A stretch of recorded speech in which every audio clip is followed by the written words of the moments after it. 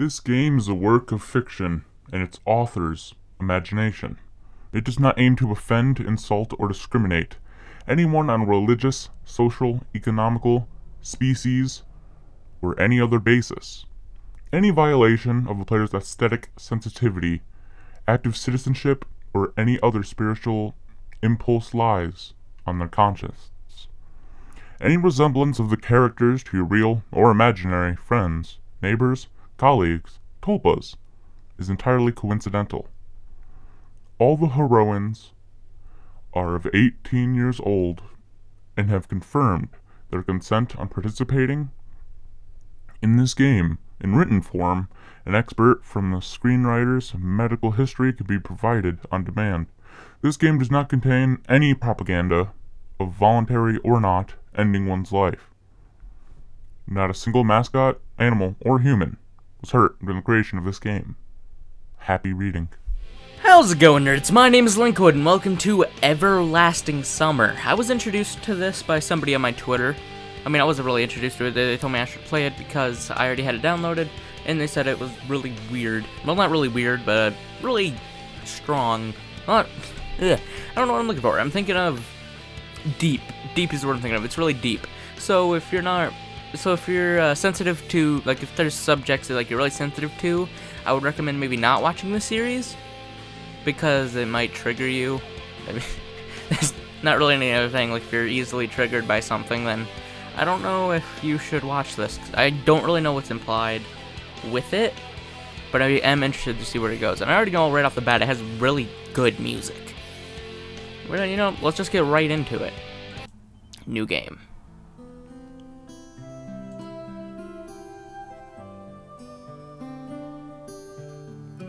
I was having that dream once again. That dream. Same thing every night. But it's all forgotten in the morning, as usual. Maybe it's for the best. Only a glimpse of memory will remain, of gates half open, as if inviting me somewhere, with two frozen stone pioneers standing close by. And also that strange girl, who keeps asking me, what'd she keep asking you? Got any crack?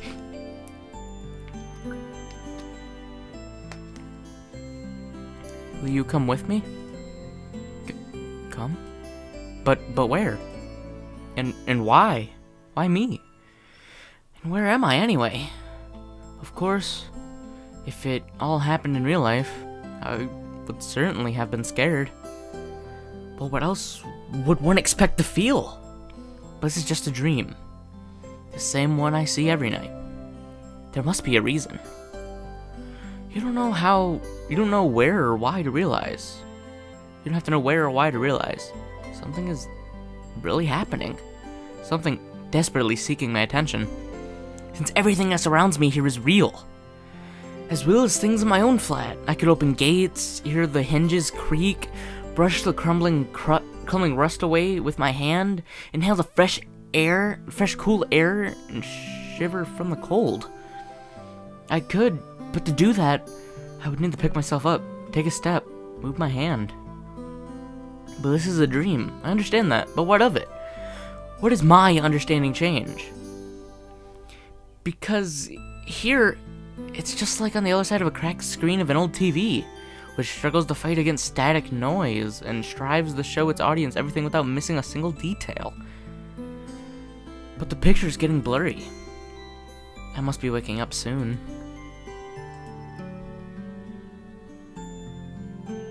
Maybe I should ask her something. The girl. What's her name? About the stars, for instance. Why the stars, though? I'd rather ask about the gates. Yes, the gates! She would be so surprised. Or better, why the dot over an I was called a tittle, and the dot over a J was called a superscript dot. Huh? My brain hurts. Nice letters. As if they don't exist anymore. Still, what do letters, gates, and stars have to do with this place? Because even if I'm having this dream every night, which will be forgotten soon anyway, I've got to look for answers here and now. And there, if you look carefully, you can see the Magellanic Clouds. But if I'd ended up on the as if I ended up on the southern hemisphere. What is happening? What does it say? Bust. I am confused. They're children. He's drinking out of a whiskey bottle. She's, I don't know, playing basketball. In a dream, there are small things that catch your attention. An unnatural color of grass, impossible curves of straight lines, and your own distorted reflection. Well, the real danger, which can put an end to everything right here and now, seems trivial. It's natural, since here you can't die. I know it's for sure. I've done it hundreds of times. But if you cannot die, is there a point in living? I should ask the girl. She's local. She would know. Yes, exactly! I should ask her about the owl, for example. What owl? When was there an owl? Why have you not mentioned this before? One strange bird it is. Though it doesn't matter. What the hell is happening? Will you come with me? And every time I have to answer. It's the only way, otherwise the dream will never end and I will never wake up. 2 hours later. Yes, I will come with you. Every time it's so hard to decide on the answer. Where am I? What am I doing here? Who is she? And why does so much in my life depend on this answer? Or maybe it doesn't? It's just a dream after all. Just a dream.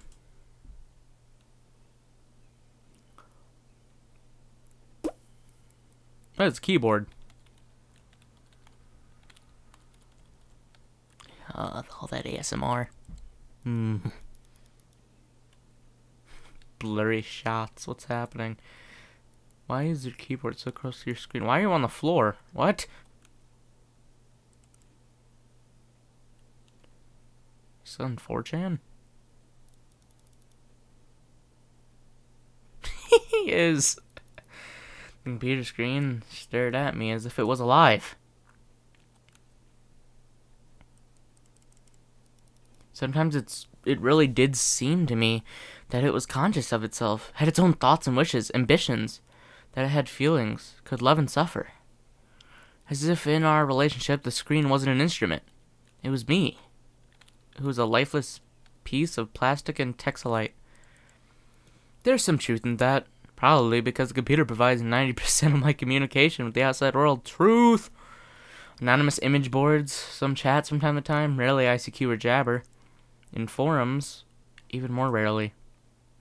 People on the other end of the internet cable simply do not exist. All of them are simply creations of its sick imagination, an error in the source code or a kernel blood bug, which started living on its own, living a life of its own.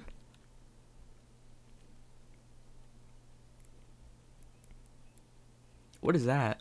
Is that a light? Oh, it's a panda? Oh, it's a light. It is a light. I had no clue what that was. I thought it was like a stuffed animal. If one looked at my existence from the outside, such thoughts would seem crazy. And a psychologist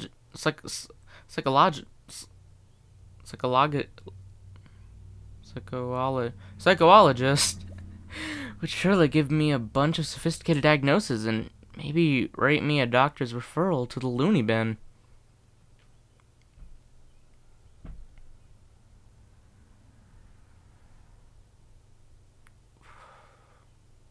I'm still wondering if we're a boy or a girl.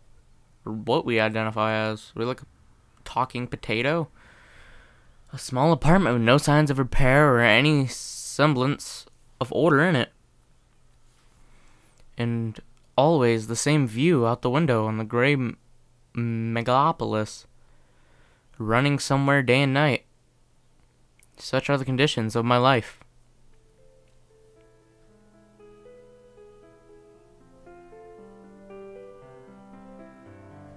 Well, of course, it didn't all start like this. I was born, went to school, and finished it, like all the others.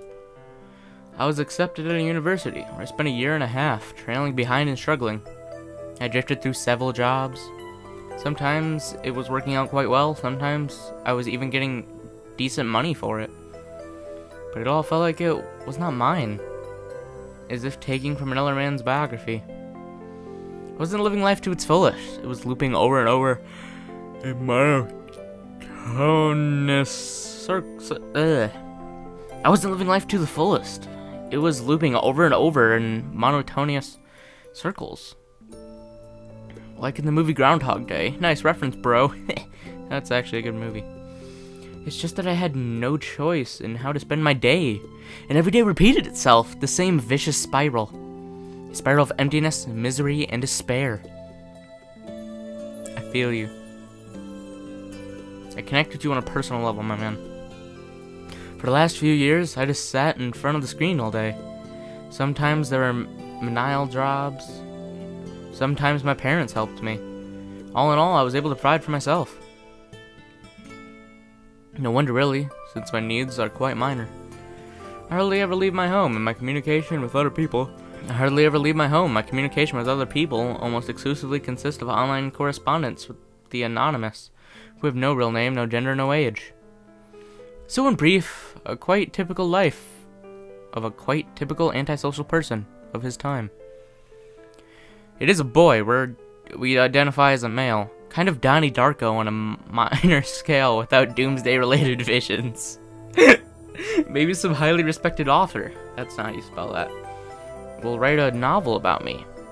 And it will become a contemporary classic of modern literature. So you can spell contemporary right, and Donnie Darko right, but you can't spell author?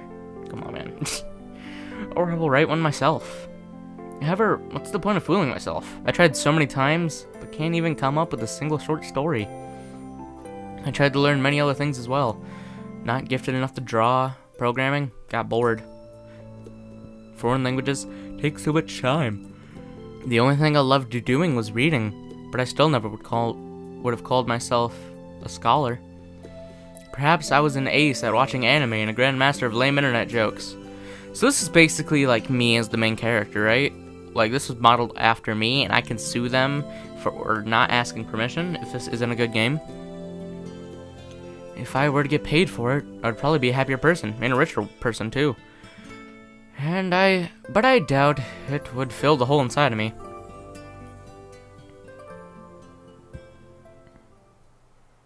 Today was a typical day of typical failures, typical life.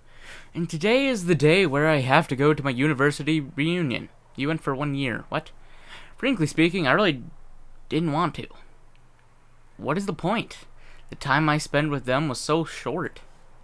However, I was persuaded by a friend, a former university mate, and one of the few with whom I kept in touch, other than through the internet. No sound. I'm kind of frightened. Whoa. It actually looks nice. I like the art style. Ooh. There was a car. We get hit by the car and die. Individual novel. Right now. What is that? Oh, is that us? Hello there. This reminds me like a Fahrenheit. Indigo Prophecy, whatever you want to call it. A frosty evening. Bus stop, waiting. I never liked winter. Though hot summer is not my season either. It's just that I see no reason to point out any particular time of year. It doesn't matter much what the weather is outside when you stay at home 24/7. The bus today was running so late that I was about to curse it all and spend my last 300 rubles for a taxi. The idea of just returning home didn't cross my mind for some reason. As usual, millions of thoughts flew through my mind, and there was no single useful one to seize on. Such a thought that you could bring into existence, give a shape, turn into an idea, and put to practice. Maybe I could start my own business? But where would I get the money from? Maybe I could go back to working in an office. No way. Maybe I should try freelancing? But what skills do I have, and who would want me after all? All great questions. I suddenly remembered my childhood. Or rather, my teen years. time when I was 15 to 17 years old. Why exactly those years?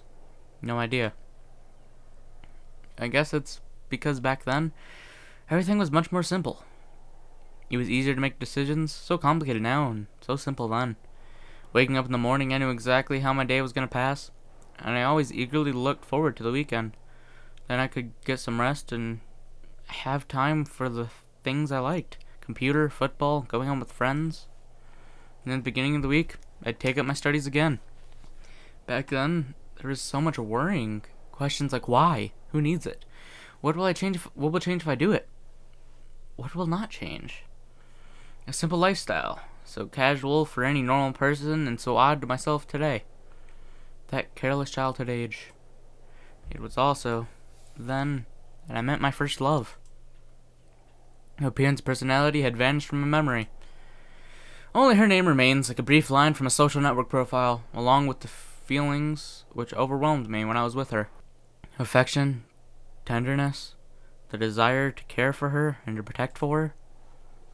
Sadly, it didn't last long. Today I can hardly imagine something like that happening. I would probably like to meet a girl, but I don't know how to start a conversation, what on earth to discuss, and how to attract her. Well, I haven't met any suitable girls for a long time, but where could I meet one anyway?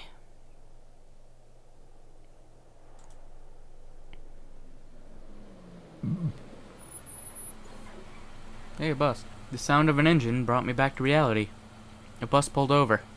There's something abnormal about it, I thought. Then again, it doesn't matter. Only the 410 runs this route. Look like a badass. Hello, bus. Oh, that bus is on. Streetlights pass by. It's as if their cold light sparks inside me, trying to ignite feelings long dead. Or maybe not ignite, just awaken them. Because those feelings, they have been living in me for a long time, slumbering and waking up again. The driver's radio was playing some very familiar tune, but I wasn't listening to it. I was watching the cars passing through the fogged up window. Because people are always rushing somewhere, chasing something they need, stuck in their own little worlds. Why would they care about mine? They probably have their own serious problems. Or maybe, they have much easier lives. You can't know for sure, since all people are different. Or are they? Sometimes someone's actions can easily be predicted, but if you try to look inside his soul, you will only see impenetrable darkness. The bus was approaching downtown. My thoughts were interrupted by the bright city lights. Hundreds of billboards, thousands of cars, millions of people. I watched a light show, and somehow I got terribly sleepy. My eyes closed for just a moment, and then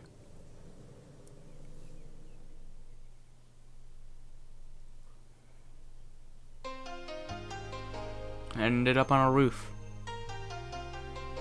What the shit is happening?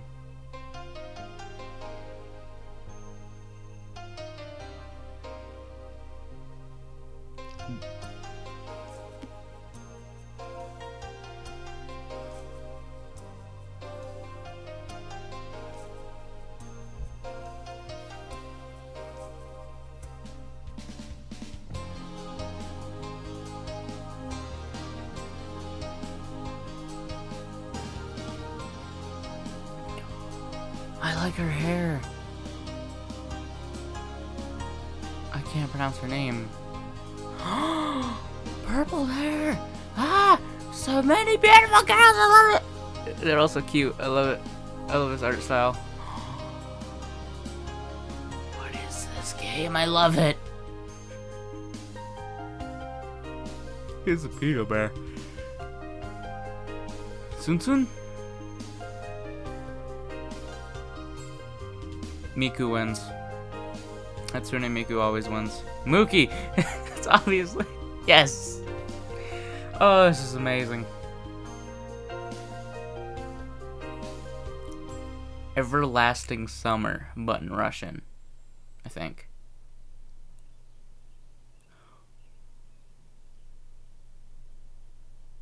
Day 1. She call me Mr. Bombastic, tell me fantastic. Touch me on me back, she says I'm Mr. Romantic. Call me fantastic, touch me on me back, she says I'm Mr. Smooth, just like a silk. Soft and cuddly, hug me up like a quilt. I'm a lyrical lover.